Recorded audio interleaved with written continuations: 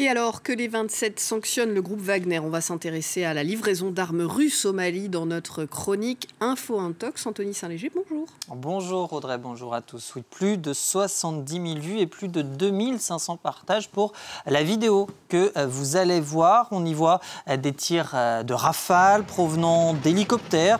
Le tout devant une foule de spectateurs qui, pour certains, filment la scène, on le voit, avec leur téléphone. Cette vidéo, elle émane de cette publication Facebook qui donne ce commentaire. Les essais des avions russes au Mali, quand on veut sauver son pays, voici les moyens qu'il faut. Le Mali va libérer l'Afrique. Des images donc qui, selon cet internaute, corroborent l'appui militaire russe au Mali. Alors c'est vrai que depuis le coup d'État au Mali en mai dernier, la coopération militaire avec la Russie, elle s'est renforcée. Elle inquiète aux grandes dames évidemment des Occidentaux et notamment de la France. Le 26 novembre dernier, 4 hélicoptères russes qui avaient été livrés en septembre ont officiellement été mis en service par l'armée malienne. D'ailleurs, il en était fait mention dans cette vidéo publiée sur le compte officiel de la présidence de la République du Mali. Et sur la vidéo que vous nous présentiez au début, les hélicoptères, est-ce qu'ils sont vraiment russes? Et la scène a-t-elle eu lieu au Mali? Eh bien, non.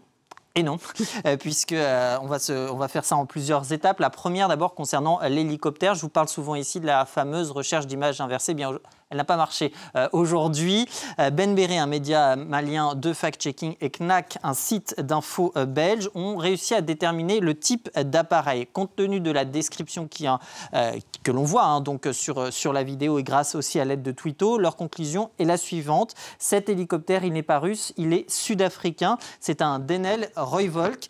La deuxième étape, c'est si vous cherchez South African Royvolk, ça s'écrit comme ici sur Facebook par exemple, vous tombez sur cette vidéo ici en 5e position. Vous allez la voir, si je vous la montre ce sera mieux, voilà, elle est ici. Je vais l'entourer pour plus de clarté. Voilà, c'est celle-ci. Et vous reconnaissez à peu près la première image qui ressemble vaguement à la vidéo qu'on a vue tout à l'heure. Et effectivement, il suffit de passer en plein écran pour voir que c'est exactement la même vidéo, même pénombre, même foule et même crête montagneuse, même hélicoptère, même tir. Alors de quoi s'agit-il? Eh bien, cette vidéo, elle parle d'une démonstration aérienne qui a été réalisée en 2018. La vidéo date effectivement de février 2018. Cette démonstration militaire, elle a eu lieu à De Brugge. C'est une base militaire en Afrique du Sud à l'occasion de la journée des forces armées sud-africaines. D'ailleurs, leur compte Twitter s'en faisait l'écho. L'information, à qui plus est, était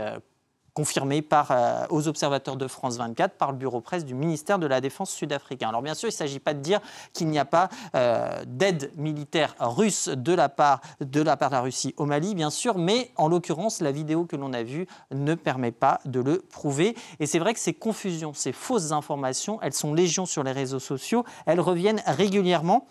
Fin novembre, on vous parlait ici même de photos de navires russes censés montrer des renforts récents à l'armée malienne. C'était des photos qui dataient de 2008 et qui avaient été prises dans d'autres pays. Ou encore, toujours à la fin du mois de novembre, il y avait cette prétendue livraison d'équipements de dernière génération militaires russes au Mali. Alors, il s'agissait bien d'équipements militaires russes, mais on n'était pas au Mali, on était au Burundi et on était en 2004. Je vous renvoie sur le site de France 24, france24.com pour en savoir plus. Merci beaucoup Anthony Saint-Léger pour cette chronique Info Intox.